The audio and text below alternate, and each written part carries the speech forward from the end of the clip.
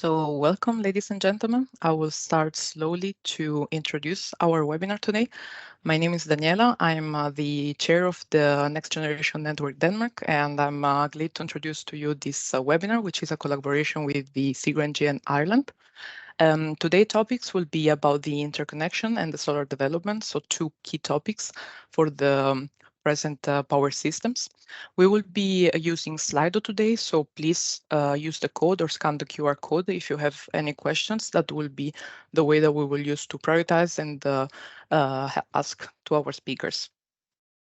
So the agenda for today is this one, so I will have a few minutes more to just address the opening. Then we will have a short introduction from the Danish NGN, similar to the introduction that then the Irish NGN will give.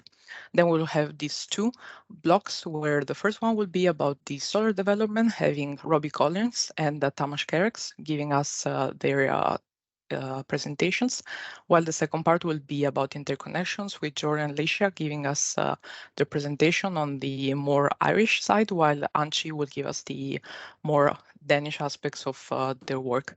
We will have Q&A sessions after both of each session, so just stay tuned, and we will then have a look at the slide to prioritize your questions.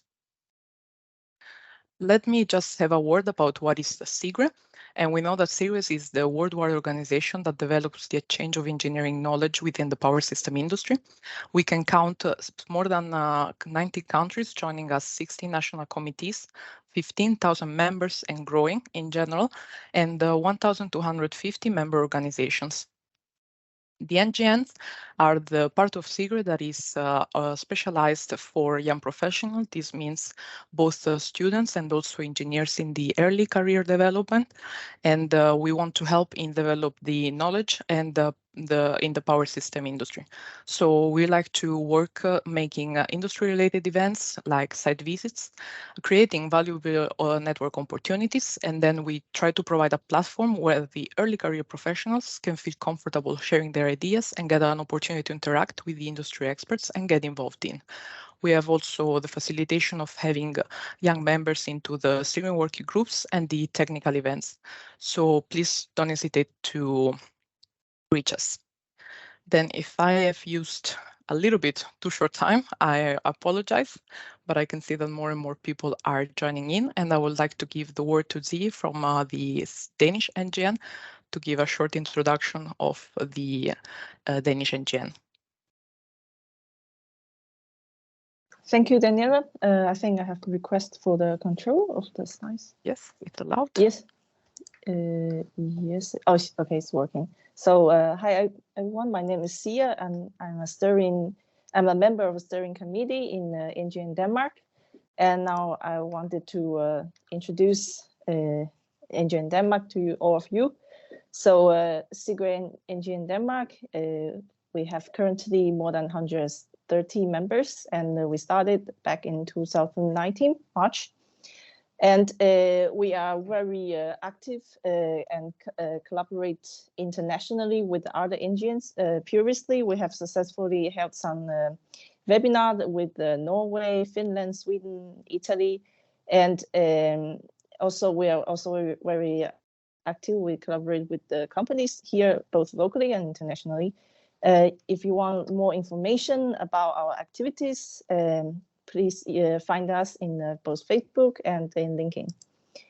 And I would like to introduce you the steering committee we have. Yes, you can see me here, and I'm currently a master student in Aalborg University, and our chairman Daniela, she's currently a PhD student in Aalborg University as well, but she's about to finish, and she will start as an engineer in Ørsted.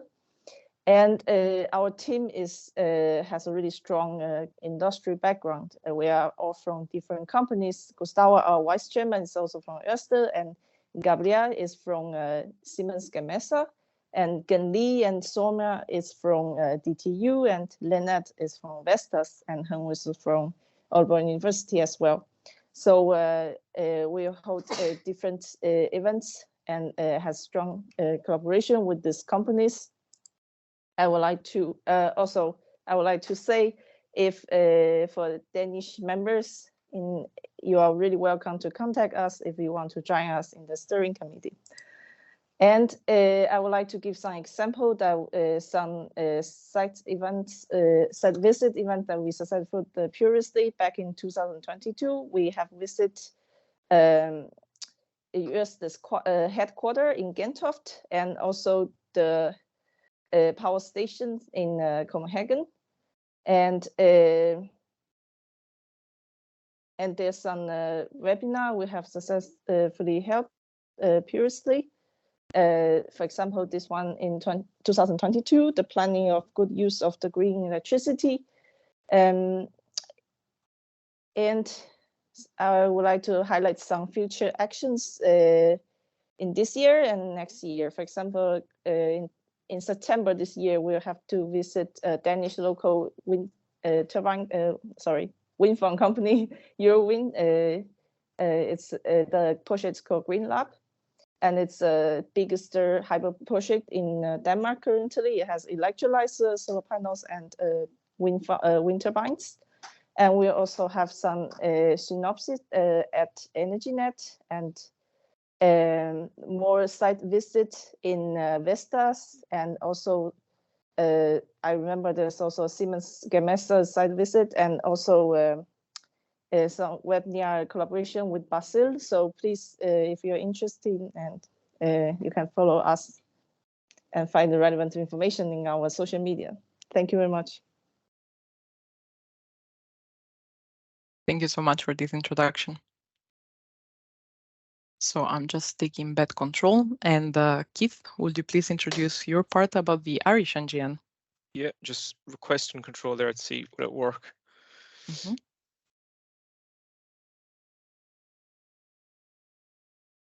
Yeah. So good afternoon, everyone. My name is Keith Keady. I'm the chairperson for the CIGRE Ireland Next Generation Network.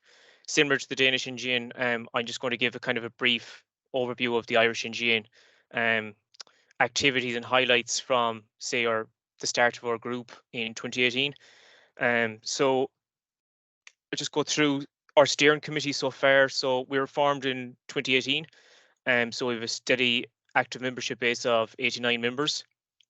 So this is kind of an organizational chart of each person has an assigned role within our committee. But in terms of cross collaboration and cross working, that's quite strong as well in our group. So if anyone has any issues with any group or any items of work, it's shared across the group.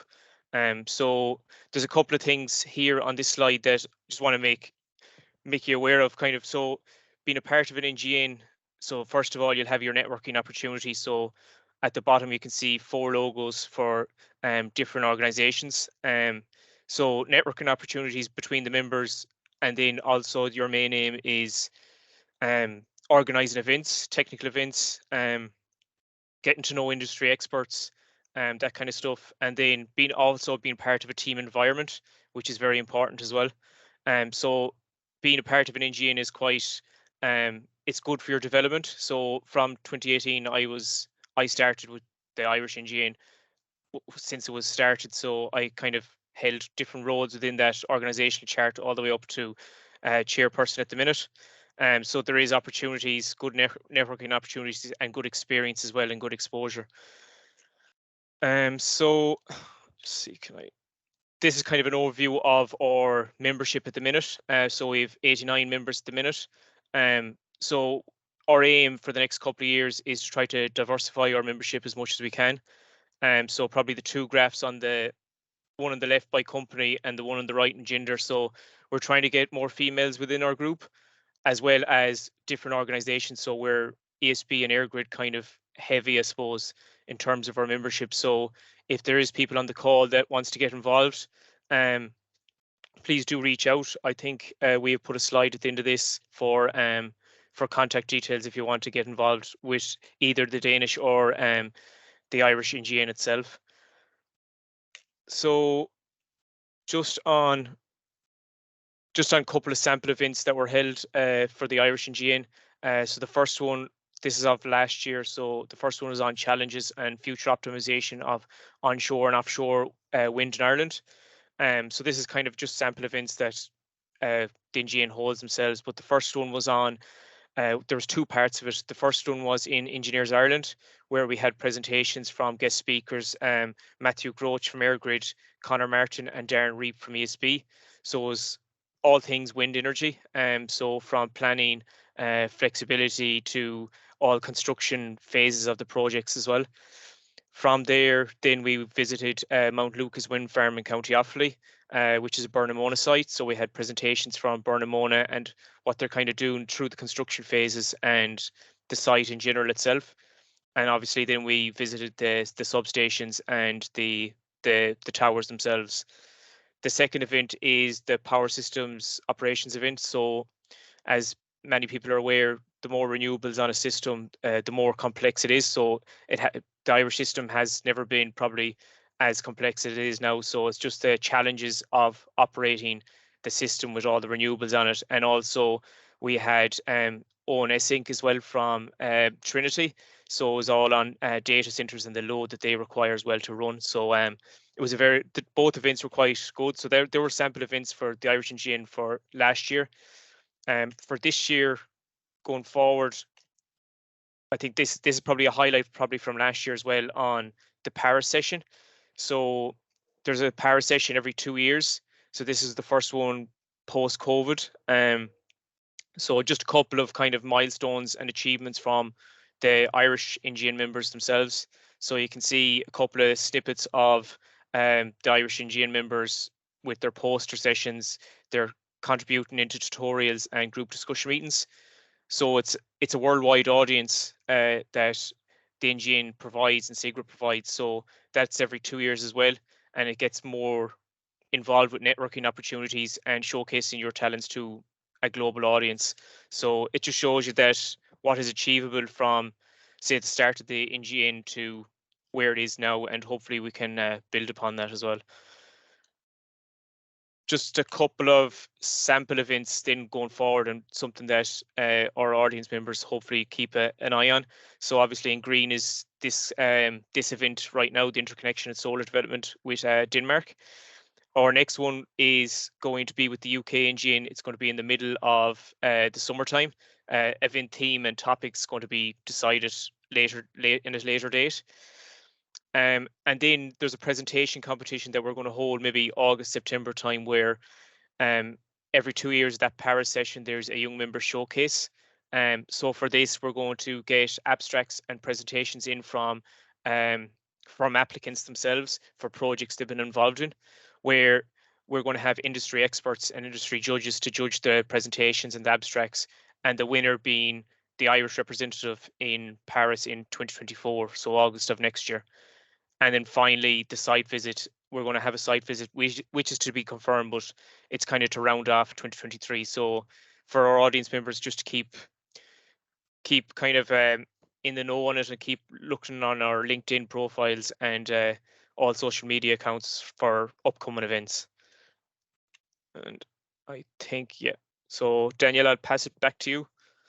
Thank you so much, Keith. And I just have to give a remark that it's so inspiring to work with such an NGN like your role. And we will also think about something like that you've done with the statistics. It's really interesting to dig into those numbers.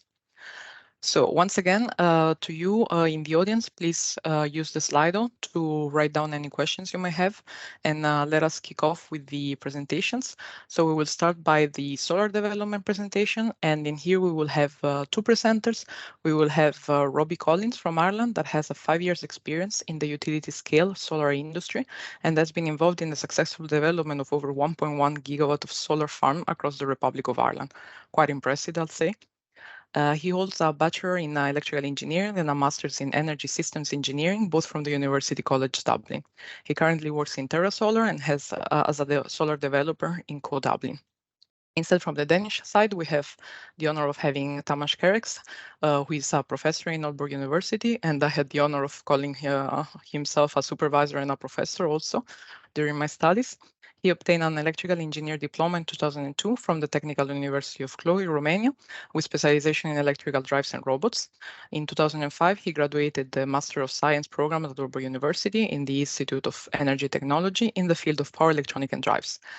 Finally, obtained a PhD degree with the Institute of Energy Technology, Aalborg University, and he's currently employed as associate professor. So to follow up, please, Robbie, take it away.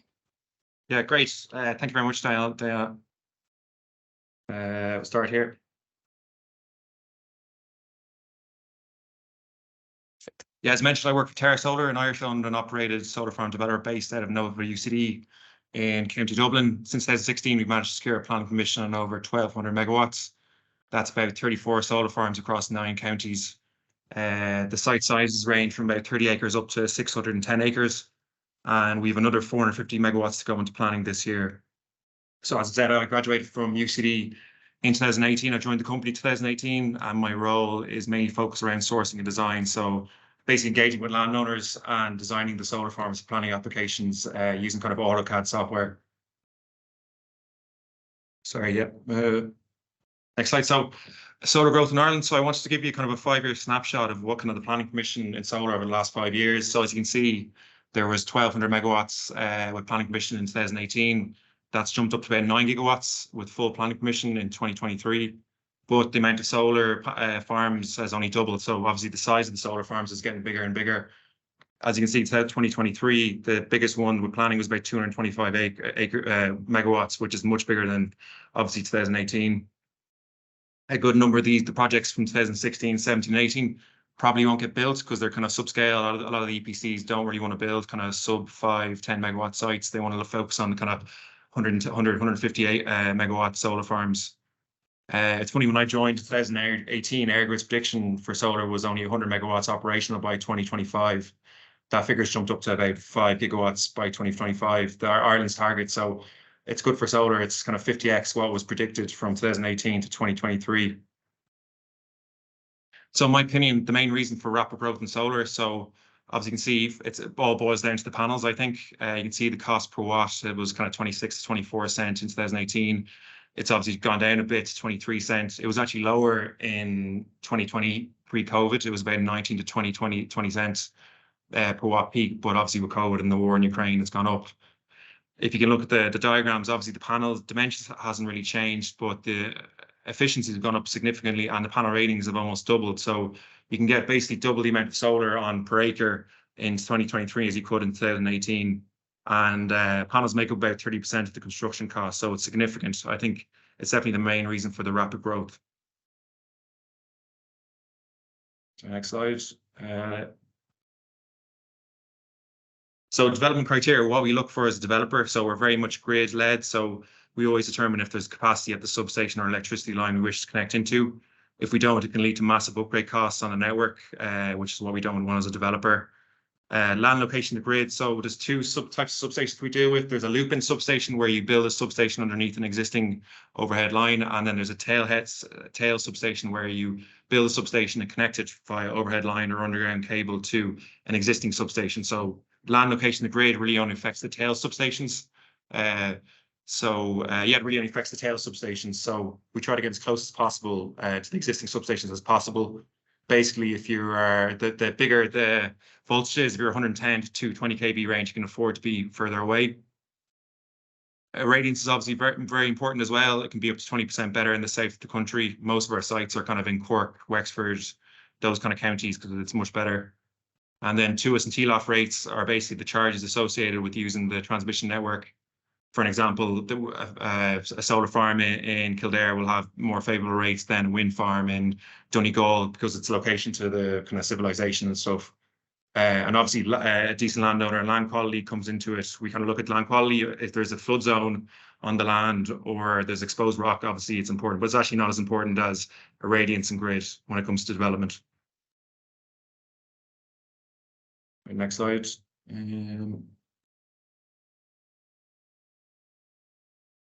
So what I think has facilitated this growth, so the Enduring Connection Policy, EPC, it's the kind of the process to submit a grid application. There's basically one every year for the last couple of years. 25 of the biggest projects get priority and then 60 with the earliest planning date. So it's about 85 projects get a grid offer basically each year, which has cleared a lot of the backlog, and it's kind of separated out the real projects from the speculative ones. And obviously, I think everyone's here has heard of the RES scheme anyway. It's the Government of Ireland backed capacity auction. It guarantees basically a minimum price per megawatt hour for generators who are successful in it for 15 years. It allows them to go get basically developers and generators to go get bank funding to build these kind of projects. For example, a solar farm, 100 megawatt solar farm could cost anywhere between about 70 to 90 million. So that kind of capital developers don't really have access to. As you can see there, that the solar was actually quite successful in the first two RES auctions, securing about 2.3 gigawatts of solar was successful, which is obviously great. Sorry. So what can be improved? I think the planning system in Ireland needs a bit of an overhaul. I think individuals have way too much influence on nationally important projects. Anyone living anywhere can object to a project and pay €220 and get it to appeal to An Bord Pleanála, which can delay the project by up to 12 months. My solution will be that any project over the 110 kV range or that the 110 kV range should be submitted straight to An Bord Pleanála. At the moment, substations over 110 kV go straight to An Bord Pleanála, but for some reason the solar generation has to be submitted separately to the council, which just, in my eyes, doesn't really make much sense. So that's just one solution, I think. And then inheritance tax. So currently landowners can only kind of lease out half of their land to kind of developers without getting hit with inheritance tax issues. So a solution, I think, would be for the government to kind of increase or remove that limit so that the kind of landowners can lease out more of their land to developers, which in turn leads to more renewable generation. And then finally, so my opinion, the solar outlook till 2030, what I think the fuel mix will look like. Obviously, we're still very, very heavily reliant on gas and onshore wind. I see, obviously, if we're looking forward to 2030, I still think we'll still be very heavily reliant on gas. I know the ORES happened about 2 weeks ago, and offshore wind was 3.1 gigawatts, I think, was successful. So hopefully, kind of come 2028, 2029, a good bit of that will start coming online. So I'm seeing, I'd imagine wind will have a majority share, with solar being between kind of a 7 and 8% market share, which is about 5 gigawatts of solar operational by 2030. The government's target's about 8 gigawatts. I think that's a bit unrealistic. I think given the climate and the price of panels and stuff, I think 5 gigawatts is probably more realistic. That's it. Thank you. Thank you so much, Robbie. That was a great outlook. Thank you. Please, Thomas, you can. Yes. Yeah, I hope you can see and hear me, right? Yes. Good. Then hello, everybody. My name is Tomáš Kerekes. As Daniela mentioned, I'm an associate professor here at Aalborg University, Department of Energy. I've been working with PV since 2005. I've been focusing most on the converter topologies, control algorithms for grid-connected systems. Today, I have the honor of giving you a short overview of the status of PV systems, focusing mostly on Denmark.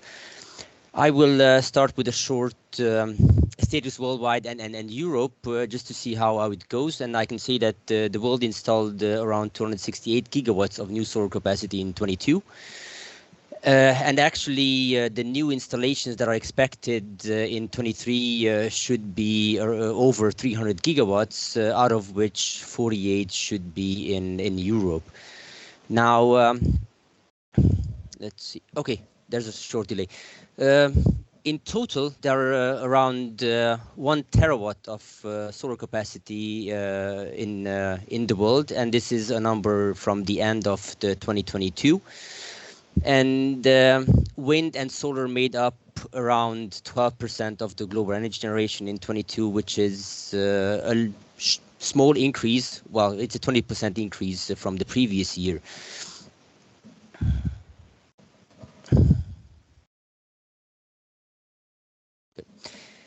Now, we could see that the European solar market scenarios from an overview between 23 and 26 show a continuous 2-digit annual growth rate. And we can also see that an annual 29% growth rate is set to be another record within the European solar market. Finally, when it comes to solar installations per capita, one can say that the Netherlands continue to lead the way. In 2022, the Netherlands reached a milestone of more than a kilowatt of installed solar power per inhabitant. Now, looking at this graph, you can also see that solar installations have been increasing throughout the year, and this specific graph is just focusing on the European Union, the 27 states of the European Union. And you can also see that within the 2008-2012 period, that was the first solar boom in Europe, and a lot of European countries have introduced subsidies and incentives to boost the PV industry, and this led to the increase of PV installations in Germany, Spain, and Italy.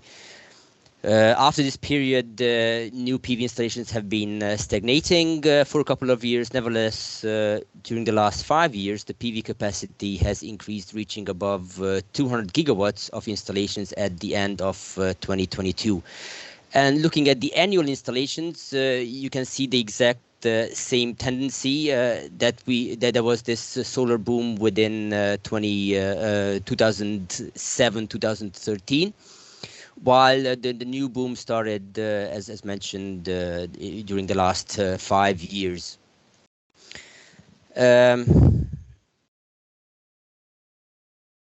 During the last year, you can see that there has been a huge increase, so to say, a 47% increase within new solar installations, reaching over 40 gigawatts of new installations within Europe. Going into some more statistics, well, Netherlands is the first per capita with solar installations reaching around 1 kilowatt per capita during 22. Germany is second place, and to much of our surprise, Denmark is top 3. This also means that apparently, according to this data, and to tell you the truth, I'm not sure how precise this is, or if these numbers would change or finalized later. This means that there are almost 4 gigawatts of PV installed in Denmark if we count with 5.8 million inhabitants in the Danish region. Now, if we turn to Denmark. Well, Denmark has always been a windy country, and I decided to include these statistics in combination with wind. And continuing on this, one can say that the wind turbines and solar cells produced as much as almost 60% of the Danish total electricity consumption during 22. This represented around 2 terawatt hours, or a little bit over 2 terawatt hours of solar, and 19 terawatt hours of wind energy. Looking at the solar generation from 2021, this was down at 1.3 terawatt hours, so that is a huge increase in electricity production. One can also say that 93 days in a year were when solar and wind production covered the whole consumption, and also Denmark's total electricity production from wind and solar accounted for over 70% of electricity consumption on average over the month of February, July, and November, while talking about the lowest numbers, then March and August would be within 44 to just under 38% compared to the electricity consumptions. Now, looking into PV installations built without any subsidies and for self-consumption accounted for around 1.7 gigawatts of capacity.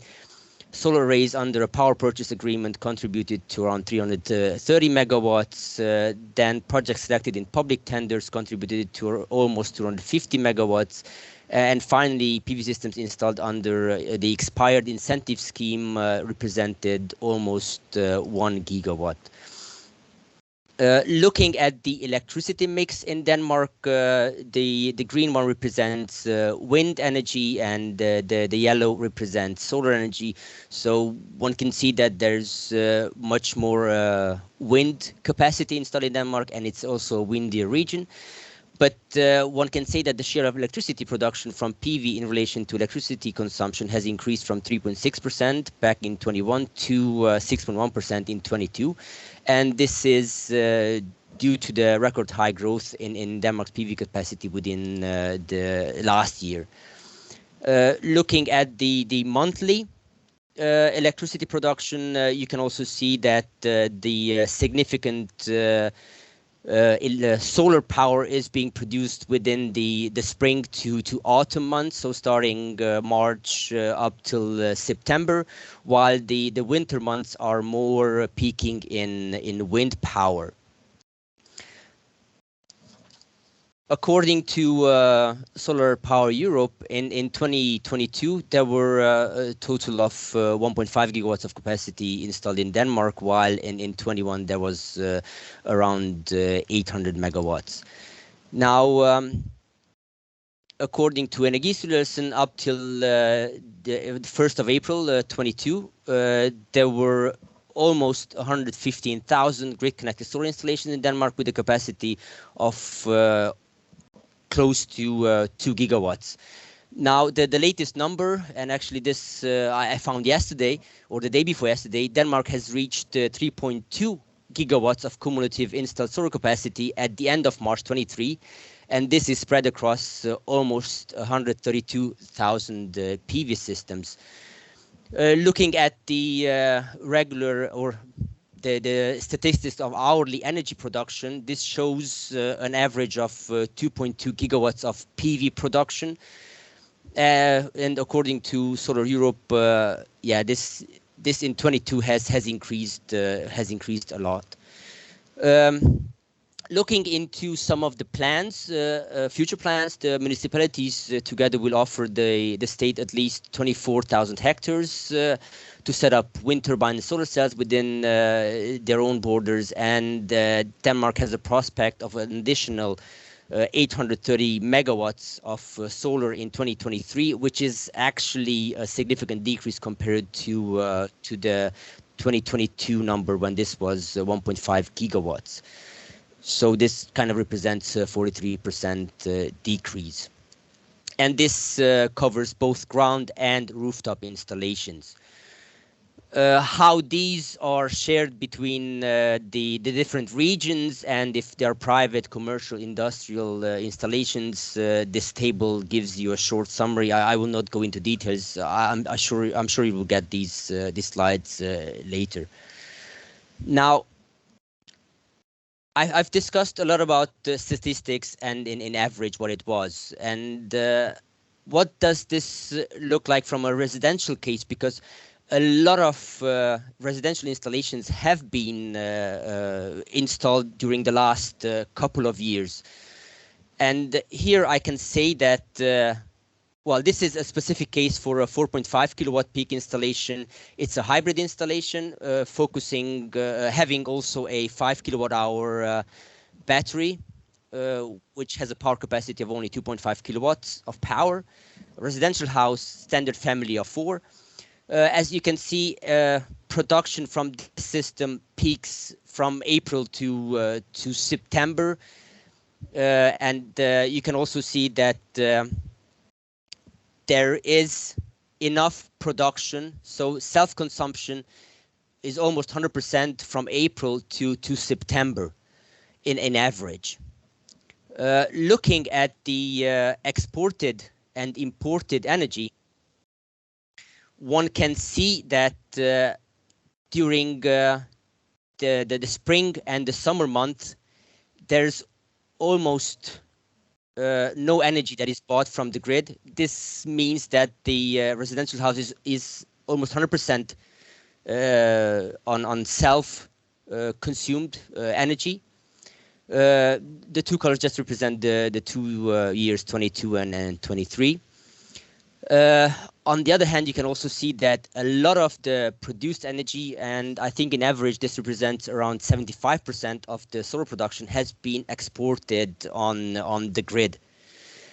And taking this into account, one would say, why would one export on the grid? Well, you export on the grid because as a private person as well, you get paid for the exported energy, and you get paid with the spot price. This slide I've included, it's from EMD International. They have a nice website where you can follow real-time data. And you can see that the yellow represents photovoltaic production, dark blue represents wind production, and you can see the spot price for electricity. Dark green represents West Denmark, DK1, and light green represents East Denmark, DK2.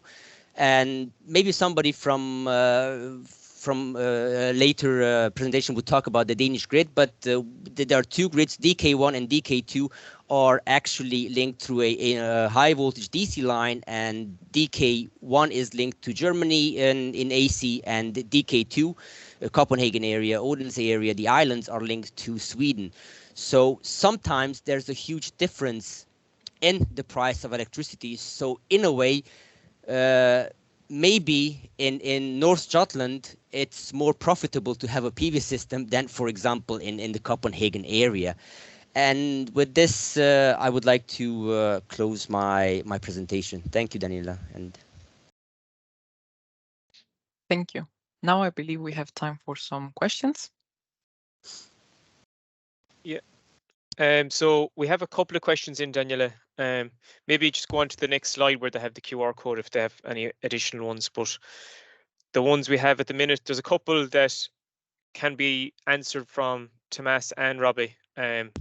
And two excellent presentations. So the first one is for Robbie. Regarding the scale of solar, do you see any plateauing the future on the volume and speed of development? Yeah, definitely. I can see it now. I think it's very limited up. We're very limited by the Irish grid, just ESB and EirGrid actually doing upgrades to kind of existing lines and substations. We can see it with tail off at the moment. Actually, we've obviously been done very well in terms of getting that much solar developed, but we're definitely, I think after this year, we'll be in the kind of low, maybe one or two solar farms over the next couple of years. So definitely, I think there definitely is a tail off in development, given that there's already 9 gigawatts with planning. And there's just not that, like we're running out of areas where there is existing capacity at existing substations and electricity lines. That's not to say, obviously, EirGrid and ESB are always updating the grid, and they're always kind of building new infrastructure. But yeah, I think I'd say in the next year or two, I'd say development in solar will dry up. But obviously, there's so much there in terms of the 9 gigawatts with planning. I'd say it'll probably go up to about 12 by the time things tail off. But yeah, eventually we're past the best parts of the solar development in Ireland now, and then hopefully, yeah, as I said, hopefully about at least 5 or 6 gigawatts of the total 12 will probably get built. That's my view now. Brilliant. Cheers. This one's probably it could be for the 2E, but do you think grouping of solar resources alongside secondary resources such as storage and synchronous condensers will become more commonplace? I don't know if one of you wants to look at that, or both of you. Well, I can start. I mean, from a location point of view, if you already have some of the paperwork done, grid connection, transformers, it would definitely be an advantage. You can also you can have hybrid systems, and a lot of the new systems are hybrid systems, either wind in combination with PV or adding storage. So that would definitely be an advantage, both from a financial point of view, but also from the network, I wouldn't say security, but reliability point of view. Brilliant. Anything to add, Robbie? Nothing. Yeah, for our sites, we future-proof all of them we put battery storage on all our sites. Obviously, we haven't seen it in construction yet, but from a planning perspective, we always future-proof, put a few kind of 40-foot container, kind of energy storage containers on all our sites. just for obviously you never know in the future when they'll become viable or worthwhile from a grid perspective. So yeah, that's it. Brilliant. We do have a lot of questions, but we have time, so we'll keep firing them out. Yeah, Where do you see the largest growth in solar in your region? Is it at distribution and residential, or more at higher transmission and distribution voltages? Probably for Tomas, maybe. Well, for the moment, there are still a lot of residential private persons who install PV at their homes, so rooftop installations. And in Denmark, you have this agreement that whatever you have as a surplus in production, you can put on the grid, and you get paid for it. On the other hand, it's not the price per hour. Every hour changes a lot, so it definitely makes sense that you would store this energy for yourself. And taking into account that electricity in Denmark costs around 2 Danish kroner, which is 30 euro cents, this is definitely a good business. 2 kroner, 30 euro cents. It's actually one of the cheapest prices. I'm not talking about last year when the gas prices were very high, and actually electricity prices for private persons. Now I don't know what the wholesale or industry pays for kilowatt hours, but the private persons even paid 6, 7, so 1 euro per kilowatt hour. So in that case, having a battery storage, so having a hybrid system with PV definitely makes sense on the long term. So I would say there are a lot of not only residential but also commercial installations or large-scale installations, but some of them don't have the required grid capacity, so there are not enough lines to transmit the power. So from that point of view, they are not built. The money is there, the willingness is there, but there's no physical possibility to add them to the grid. Oh, brilliant. Thanks, Tomas. This is probably one for both of you. Recycling of solar panels is going to be a very large business and challenge. How do you see your region managing that challenge? Actually, I saw a film on LinkedIn with some Chinese company recycling PV panels, but I don't know how if anybody here does this actively. It is a huge challenge, and it's probably similar to recycling wind turbine blades, which has been a huge topic during the last decade, or if not the last 2 decades. So similar to recycling batteries. So a lot of research is being done, but for the moment that there's no cheap way of doing. On the other hand, I've seen PV panels that where the manufacturer gives 40 years of warranty. So let's hope. That's where we're seeing in the market at the moment. Yeah, about 35 to 40 years. The panels are lasting that long, which is obviously great from that point of view. But I see, yeah, it's going to be a massive environmental issue once obviously solar in Ireland's very early days. There's only a couple of 100 megawatts actually operational. So it's still early days, but yeah, it's going to be a major headache for people in about 35 years' time. Robbie, this one's for you. Yeah. I know in your presentation you said like objections could lead to maybe 12 months of a lag in projects. Is there a trade-off between finding a new site based off the delays, or is the usual process to go through consultation with the individual and on board Plona to resolve? Yeah, well, like from a council, so obviously we submit everything to the council, and we're very thorough. All developers are very thorough. There's always an EIA done. There's always screening done from away. The issue I said, I don't have an issue with. Obviously, everyone has their entitlement to object to the project. It was more the people that aren't living in the same county, which is very common. It's almost every project that someone doesn't live near it, just doesn't like solar, and they'll object to it, and it's infuriating for us, we're obviously want to get these projects kind of developed and built. So, yeah, sorry, that's probably no problem. There's a question on the chat as well. Hi, it looks like a vast application of photovoltaics could facilitate the delivery of renewable energy into the grid in Ireland, referring to the agricultural relief clause with limitation of 50% of land for solar. Is this at any point considered, or projects of that sort being developed? so I was reading it here. Yeah, There's an extra bit on the below as well. Maybe you can. Yeah, sorry.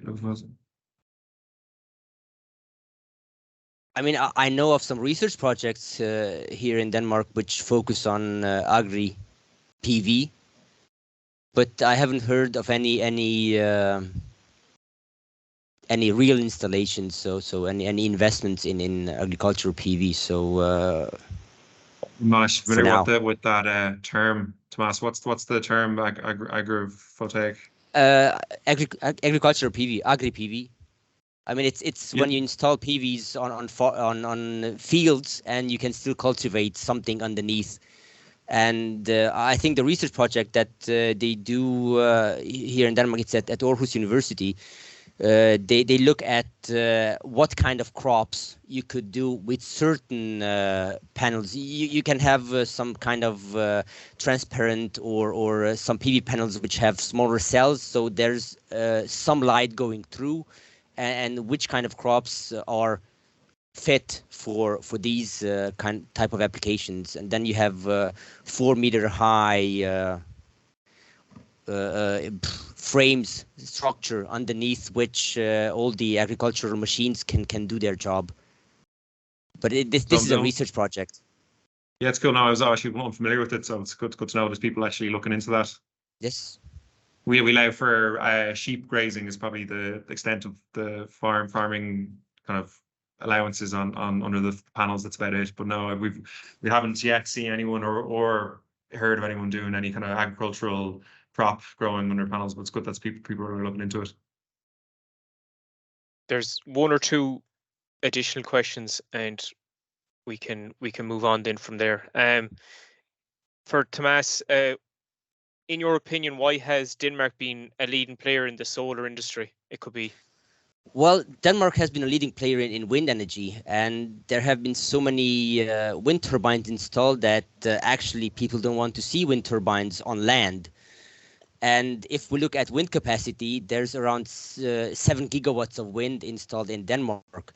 And during windy days, actually it's a problem because there's so much wind capacity that the electrical grid doesn't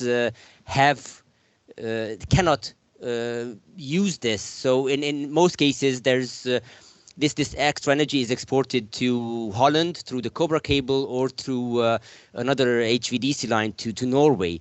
There's not much possibility to export this to Germany because in northern Germany there are also a lot of wind turbines, so that kind of capacity is also bottlenecking. So then, of course, the next step was to add solar. So I think investors also moved towards solar, and the electricity price is also pretty expensive compared to other countries. So residential people installed in 2011, there was this kind of incentive that whatever you could use the grid as storage, as you had an infinite storage. So over a calendaristic year, whatever you produced, you could use later. So that was a very good program, which also got stopped within a year because all of a sudden, from a few megawatts of PV installations, 600-700 megawatts of new PV installations have been added. And I think Energinet woke up and then decided that this cannot be continued because it doesn't make sense, and the grid would probably collapse, and then there would be problems on the low voltage side. So I think learning from the wind industry, Denmark also sees the possibilities in the solar industry.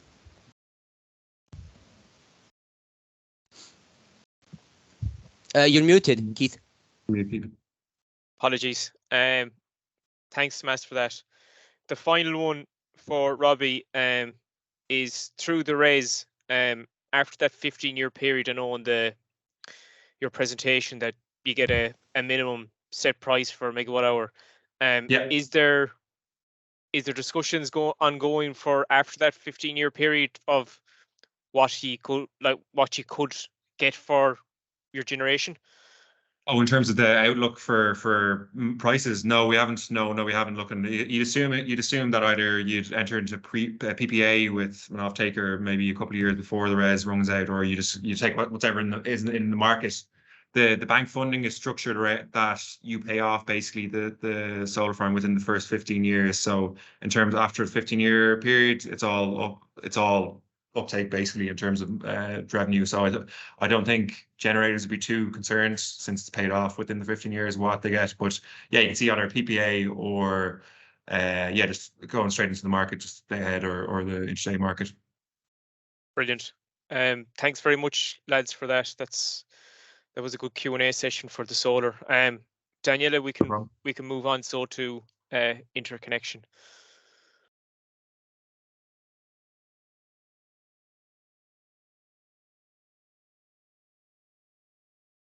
Yes, thank you so much again. So please let me welcome now the speakers for the second part of this event. So we will have 3 speakers, 2 from Ireland, which are Dr. John Ging, who is currently the head of interconnection team within CIGRE's operation office and responsible for commercial, regulatory and asset management activities on the East-West interconnector between Ireland and Wales, as well as the development of interconnection opportunities and policy on the island of Ireland. Together with him, it will be Alicia Tully presenting, who is currently working as an operational readiness engineer within the interconnection team in CIGRE. She has a master's in mechanical and manufacturing engineering from the Trinity College Dublin. She also has previous experience in other areas within CIGRE operations, including the system support team, which provides support to the control center. From Danish side instead, I'd like to introduce you Henshi Zhang, who is a CIGRE NGN member in Denmark and a postdoc at the Department of Energy in Aalborg University.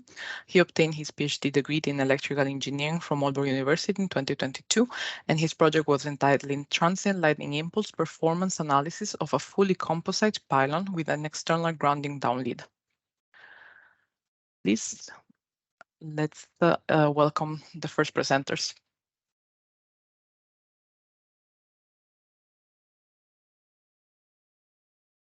Okay, can you hear me?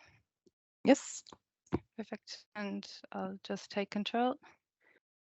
So hi, everyone. Thank you very much for having us. My name's Alicia Tully, and myself and John Ging are going to take you through a presentation on interconnection in Ireland.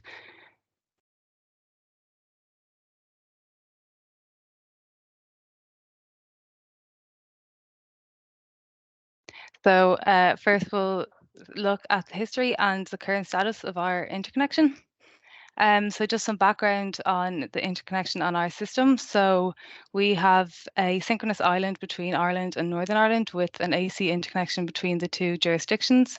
And then in terms of high voltage direct current or HVDC, which will be the focus of this presentation, there are currently 2 existing interconnectors. Sorry, that was my bad.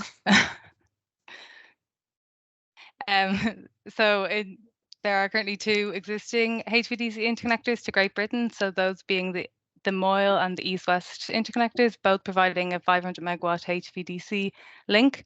And then in development, we have 2 other HVDC interconnectors. So first, the Green Link interconnector, which will be a 500 megawatt HVDC link to Wales, and then the Celtic interconnector, which will be a 700 megawatt HVDC link to France. And I'll get into more detail on these later. And then just to note, there are further HVDC links being looked into at the moment in terms of offshore wind integration and further cross-border interconnection. So just a quick look at the timeline of these interconnectors. So back in 2001, the Moyle interconnector was manufactured, constructed and commissioned with its full commercial operation the next year in 2002. Then 10 years later, the East-West interconnector was commissioned with its operation the following year in 2013.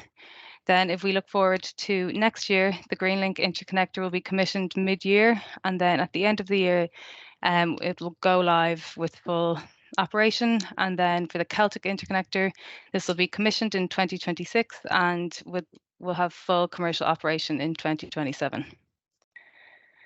So if we start with the Moyle interconnector, so this is a 500 megawatt HVDC link between the 275 kV converter stations in Auchincross in Scotland and Ballycronemore in Northern Ireland. If you look at the map on the bottom right, you can see exactly where it's going from, just slightly above Belfast. There are 64 kilometres of underground and subsea cable, and then the Auchincross converter station is connected to the Coylton substation by 64 kilometres of overhead AC cables, which you can see in the diagram on the bottom left. As I said in the previous slide, it was commissioned in December 2001 with full operation in April 2002. And the interconnector is owned by Mutual Energy. The Moyle interconnector uses line commutative converter or LCC technology, and it uses thyristors as switching devices. The interconnector offers no black start capability, and it only offers active power. Then if we look at the East-West interconnector or EWIC, so this is a 500 megawatt HVDC link between Portan in Ireland and Shotton in Wales. The diagram on the bottom left is of the converter station in Portan, and the station in Shotton is the same as this. This link is 260 kilometres long with 185 kilometres of subsea cable and 75 kilometres of land cable. The interconnector is owned and operated by EirGrid since 2012, with its full commercial operation in 2013. The EWIC uses voltage source converter or VSC technology. So this means it has black start capability, and it can contribute to system and voltage stability because of its fast reactive power flow and voltage control. At the time of its commissioning, EWIC was the most powerful VSC project of its kind and the first HVDC Lite project to use 200 kV cables. HVDC Lite being the use of VSC instead of LCC technology. It uses IGBTs or integrated gate bipolar transistors, and this means it's controllable by power semiconductor switching. So just an overview then of the two technologies, so line commutated converter and voltage source converter. So in terms of black start functionality, LCC does not offer this, whereas VSC does. LCC has active power control only, where VSC has active and reactive power control. LCC uses thyristors as switching devices, where VSC uses IGBT. There are little to no losses with LCC, but there are some with VSC. LCC has been around a lot longer than VSC, and it's more suited to long submarine cable connections and larger scale projects, whereas VSC is more suited for both submarine and land cables, and it also is suitable for offshore links to wind farms. And now just a quick look at our future interconnection. So first, the Greenlink interconnector. So this will be a HVDC cable connecting the electricity grids of Ireland and the UK. It'll be a 500 megawatt link. If you look at the map on the top right, you can see exactly where it's going from, which is Great Island in County Wexford in Ireland to Pembrokeshire in Wales. It'll also be using HVDC VSC technology. And the connection will consist of approximately 160 kilometres of marine cable, 30 kilometres of land cable, and 1 kilometre of HVAC cable. The interconnector is owned by Greenlink, where EirGrid will be in charge of its operation and operational readiness. The project is underway and it's due to be completed by the end of 2024. If you look at the diagram on the right, this will be the converter station, which the construction is well underway as well. And then finally, the Celtic interconnector. So this will be a HVDC cable connecting the electricity grids of Ireland and France. It'll be a 700 megawatt link, and there will be approximately 575 kilometres of subsea cable. The image on the bottom left shows the beginning of the construction of the new converter station in Ballyadam, County Cork in Ireland. This interconnector will also use HVDC VSC technology. It'll be going from the 220 kV substation in Knockgraha, County Cork to La Martière in Brittany and France.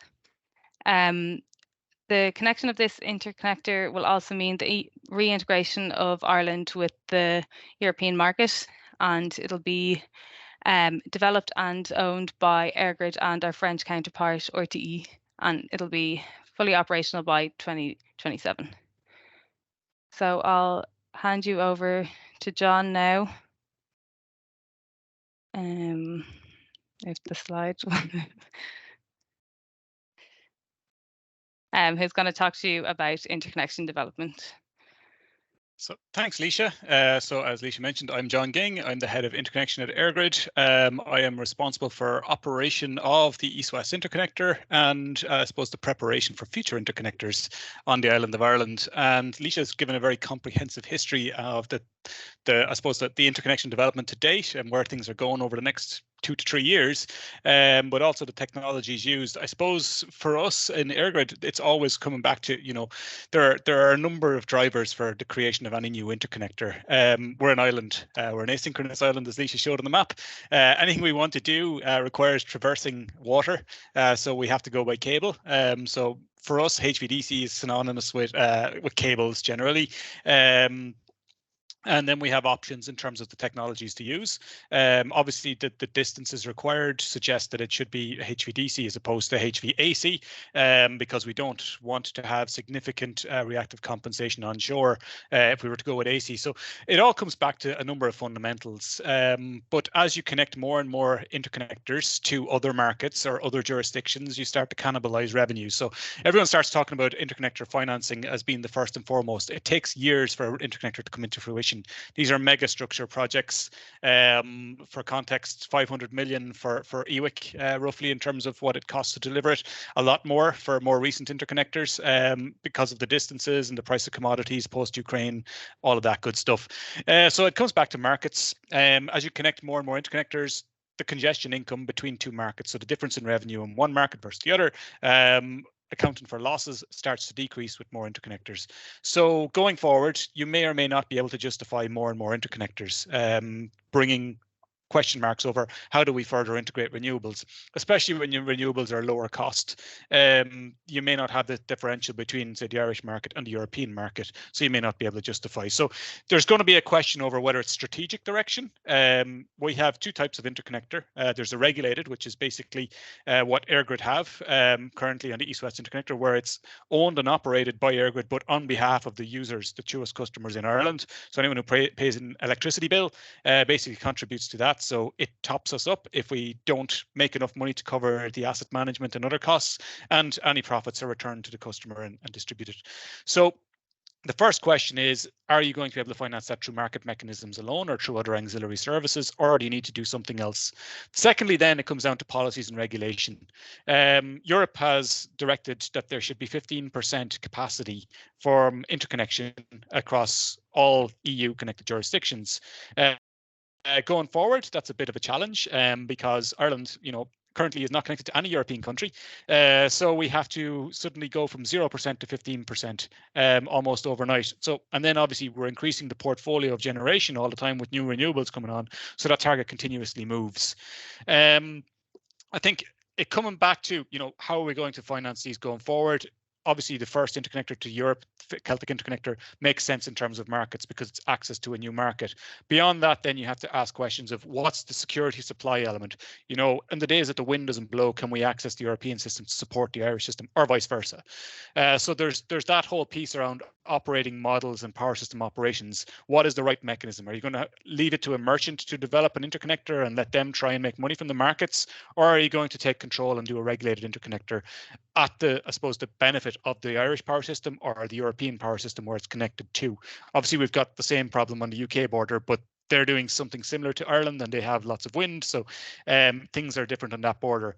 Then it comes back to the basics. What type of technology do you want? How are you going to operate it? Is it going to be the type of technology that you have to go in and do maintenance every year, or can you do it every 2, 3, 4 years? Different technologies lend themselves to different maintenance regimes. VSC, as Leisha pointed out, is quite a new technology. It's only around since 2000-ish, and we're on to generation 5, which is multi-modular converters, or MMC, which are very, very close to approximating the pure sinusoid sine wave in AC. They're very, very fast switching, so they don't have some of the harmonic issues and other issues that you would have seen on the older technologies. So therefore, you should have less maintenance requirements. So you might be able to get away with doing it every 2 years. It means your availability is higher, security supply is higher, and market revenue might be slightly higher as a result. Planning takes a long time for an interconnector. You've got 2 countries that you need to bring together.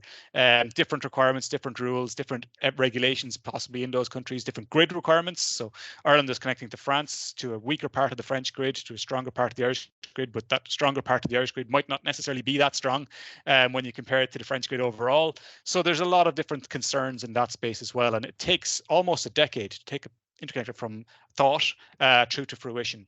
We started Celtic back in 2009. Greenlink started in 2013.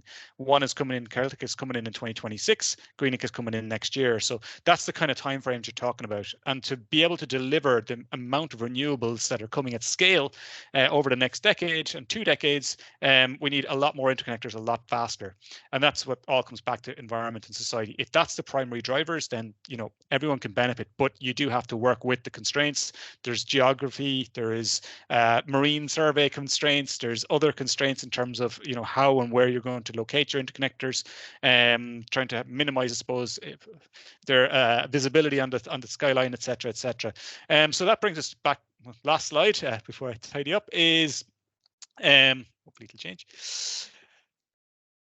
In terms of what is the benefits of interconnection. So obviously grid resilience is one thing. Where the wind might blow in one country, it might not in another, and you can obviously share that across and hopefully be able to balance your supply, so you can make most use of renewables, so you get that climate and environmental benefit.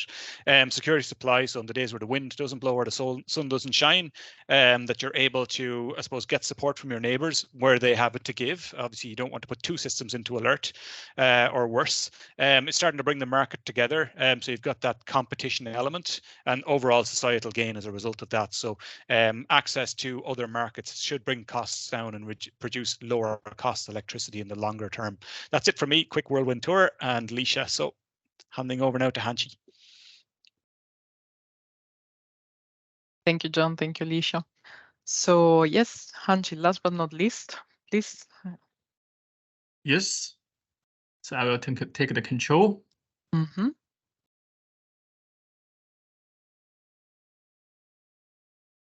Yes. So my name is Han Chi, and I'm the postdoc in the research group of modern power transmission in Greece at Aalborg University.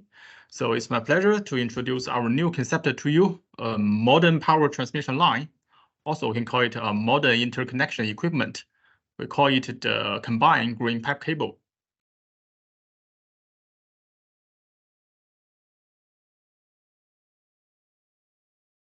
Yes. So nowadays, the energy island is under planning and development. So it will collect abundant wind power. Meanwhile, the electricity can be used to produce the hydrogen. Combined with the carbon capture technology, the hydrogen can be used to produce methane. Furthermore, both the electricity and the green gas need to be transmitted from offshore to onshore. So we need a submarine cable for the electricity and a pipeline for the green gas.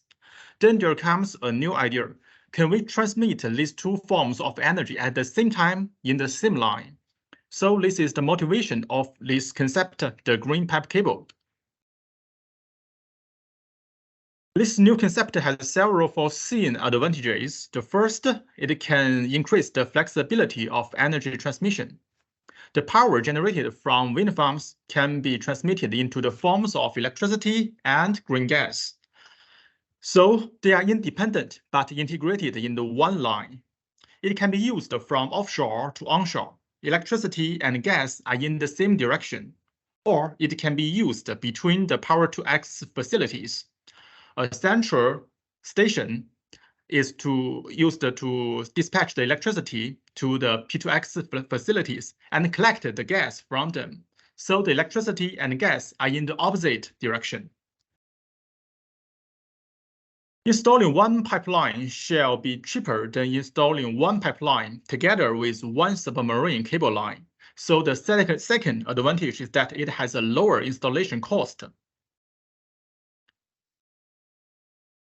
And there's some research or report that the submarine cables, it has the friction and abrasions, so it will release the microplastic particles into the sea, so which will be harmful to the marine creatures.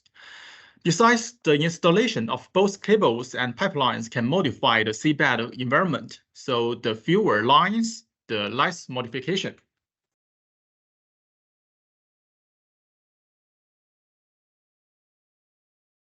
And another advantage is that the potential advantage is the large current capacity. As we know, there are three types of transmission lines: the gas-insulated lines, overhead lines, and cables. The maximum carrying current is limited by the heat produced by the conductor. At the same voltage, cables carry the least current because they use the solid insulation. It is easier to accumulate the heat, and it is not easy for it to dissipate the heat. Overhead lines is in the middle because it needs to be hung up, so it has a smaller cross-section area. GIL, gas insulated line, used the SF6 as the insulation. So it is gas, it has the convection, so it has the better heat dissipation. So it can carry the largest current. At the same rated voltage, carrying more current means carrying more power. But SF6 has a poor heat conductivity. Methane is better than it, and the hydrogen is the best among all the gases. And another thing is that SF6 is a highly strong greenhouse gas, and it will be banned gradually in Europe.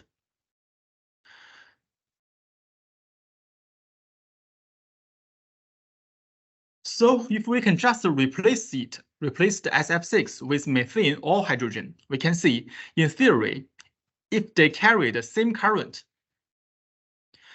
hydrogen has a much lower temperature, and the environmental temperature surrounded by the seawater is 5 Celsius degree. And if they reach the same maximum temperature, the hydrogen insulation can carry 3 times current of SF6. That's of the current GIL, gas insulated line.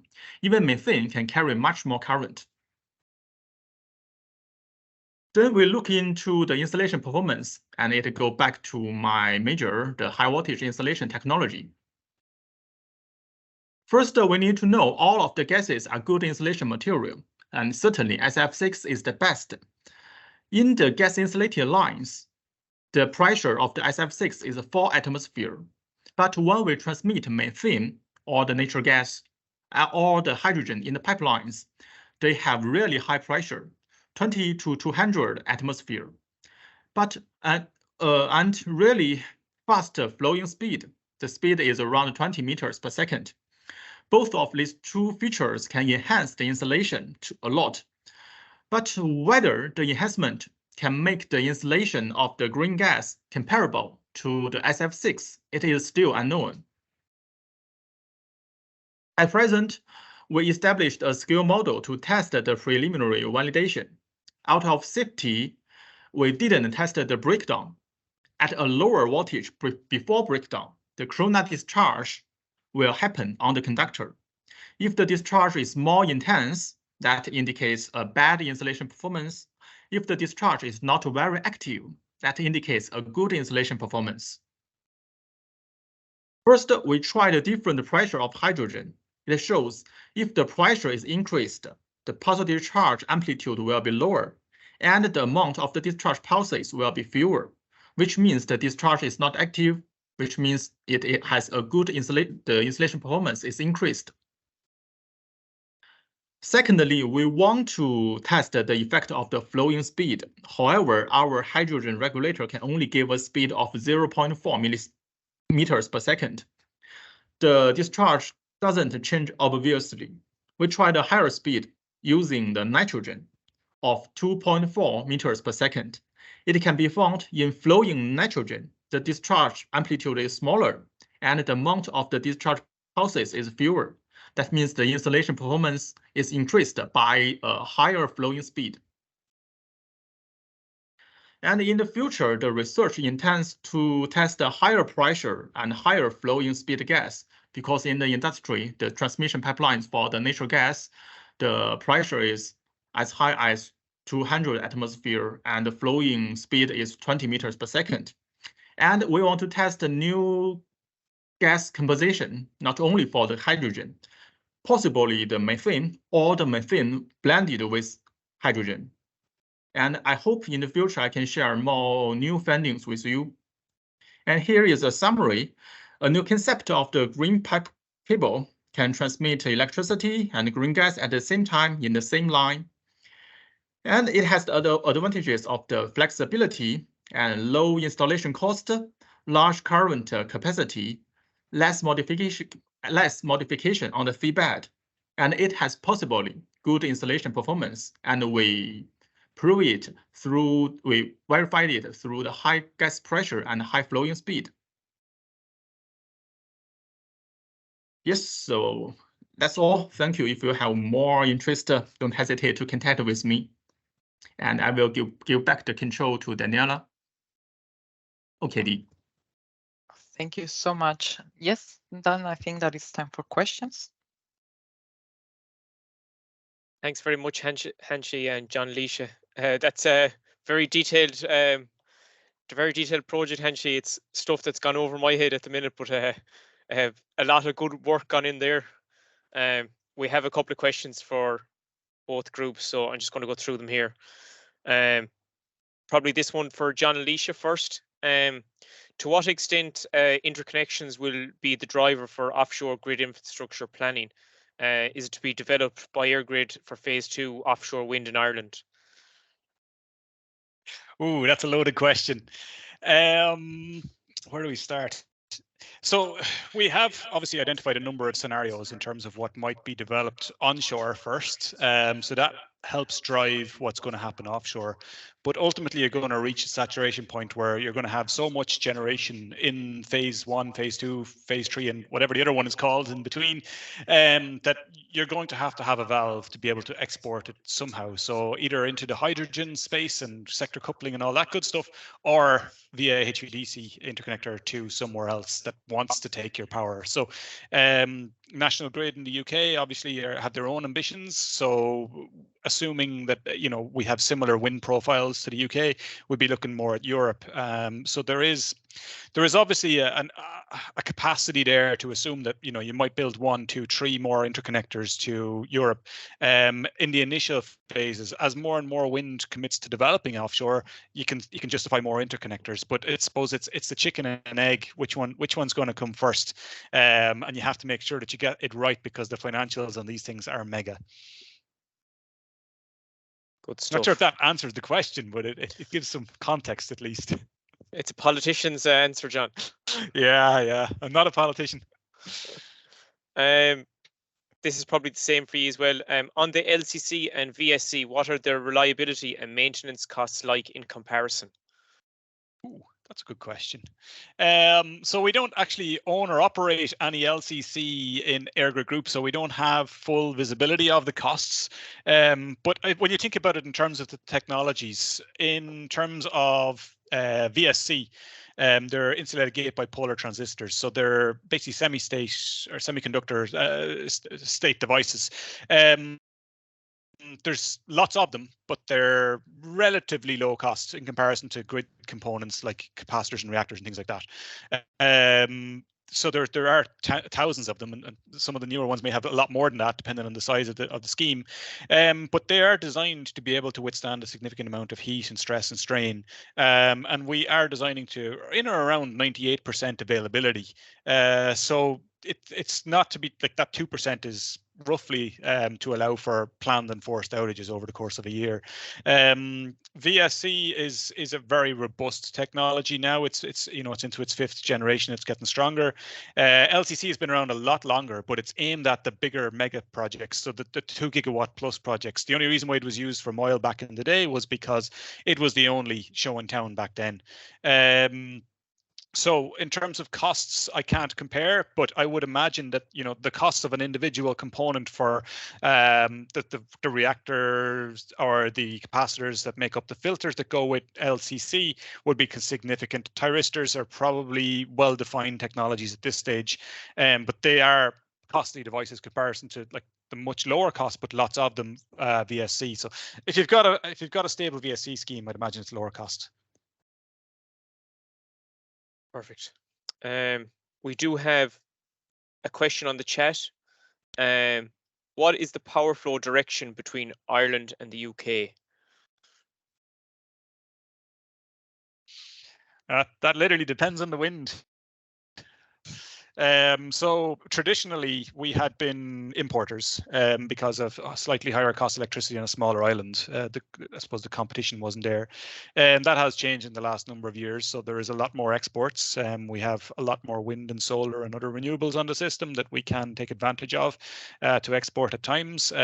So there is, I suppose, you could probably say it's 50-50 at present between import and export. Obviously, there's a security supply concern in Ireland as we're going through a transitory period out to 2030.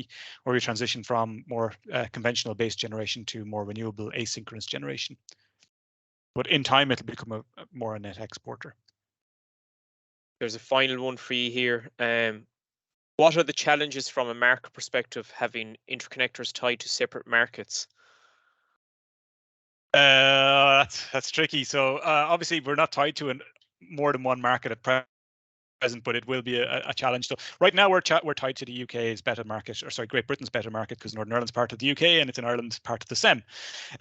So the biggest challenge at the moment is that there is no coupling between the two markets at day ahead stage. So when the guys and girls in the control rooms are trying to come up with a schedule tomorrow to match supply and demand, they don't know what the flows are going to be on the interconnectors. That only happens much later at the intraday auction timeframes. So 6 o'clock this evening, they'll see their first visibility of tomorrow from 11 o'clock tonight till 11 o'clock tomorrow. And at 8 o'clock tomorrow morning, they'll see from 11 o'clock tomorrow until 11 o'clock tomorrow night. That's a huge challenge because it's so much uncertainty and risk in terms of system operation space. So the flows could go either way up until almost the last minute is a problem. When we couple to Europe, the challenge will be there'll be so many auctions. Europe, the target model has a number of day ahead, intraday and continuous auctions, that there'll be auctions almost every hour or even more often than that. So there'll be changes and significant changes on interconnection within the hour. So that will change the dynamic of how the system responds in Ireland. We're a much smaller system than Europe, so our frequency control will become, more challenging. I won't say impossible, but more challenging to be able to manage that and stay within the safe limits. Well, that's perfect. Thanks, John, Lisha. Henshi, we have a couple of questions for you. So what capacity can we expect for such type of cable and pipe? I think at present, our demonstration shows that our pipe is similar to the transmission pipelines as the industry natural gas pipelines. And for the capacity of the electric powers, I think in our ideas, it is a transmission line between the offshore wind farm or offshore energy island to the onshore. So the capacity is really large, but there is another potential is that to use this equipment between the power to gas facilities. So that will be a low power. Yes, so it depends on the different function of this equipment. If we can use it between the onshore and offshore, it will have a very large capacity. If we just use it between the P2X facilities, the capacity is low. Perfect. There's another one. What about the security of the green pipe? If there's a fault, for example, on the outer pipe is broken, will the whole transmission shut down? Yes, I was always asked about the question of the security. Maybe just after the Nord Stream is exploded, And I can say at present, we want to have the condition monitoring, use the optical fibers along the pipelines to monitor whether there are some defects or whether there are some leakage of the gas. And always the electricity, it will act faster than the leakage or the physical phenomenon. So if there is a leakage of the gas, the electricity will be cut down at the same time. And I have to say, yes, the whole line will be cut off. That will be a problem both to the gas system and the electricity system. Perfect. There's another couple here. I have one up here. So co-location of the electrolyzer and wind seems to be key. Is this a concept that has been proposed as offshore equipment is 4 times more expensive than onshore? To be honest, I haven't looked into the problems of the economics. Yeah. So I'm sorry. Yeah, no worries, no worries. There's another couple here anyway. So is there a demonstration planned for the green pipe cable, or what year could that happen? Yes, at present we are manufacturing the pipelines at the rated voltage of 10 kilowatts. So the diameter is pretty small, and this is the distribution system level. And I think I'm applying for the new projects, put it into the industry or the commercials. That's maybe a couple of years later. And at present, it is in the really early stage. Perfect. And we have another. What stage of research are we at? Can you stimulate this, or maybe FEM? Yes, I used FEM, the console, to simulate the electric field and the thermal field. So it is a really better, really good simulating tool. And we also do the experiment. So we have the workshop. We can manufacture the model of the pipelines with the cable, with the conductor inside it to test the breakdown and the discharge phenomena inside it. So both simulations and experiment. Perfect. And we have one final one, Hanshi. Comparing the two methods, HVDC versus the combined power and gas pipeline, what is the max capacity of such technologies in megawatts, if that's possible? Yeah, yes. That depends on our research on the installation performance. If the installation of the green gas, the methane and the hydrogen, they can hold a lot of very high voltage, the transmitter power of these cables can be very, very high, and as maybe several times than the HVDC cables and the gas insulated lines. But if the installation performance is not so good, it will be only at the lower transmission level or just at the distribution level. Okay, perfect. I lied. There's another question. Last question. Promise. Has a cable manufacturer been involved in this research about your research project? Not yet. We haven't contacted with any industry or the companies, but I'd like to attract some interest from them if they are interested in our project, and we can have the cooperation. Perfect. Okay, I think, Daniela, that's the end of the Q&A. If people want, the Slido's still going to be open for the day, so if people do have a question that they think of later on, they can put maybe their email address and the question after it, and we can try to get back to them at a later date or whatever. But other than that, I think we're finished with the Q&A for interconnection.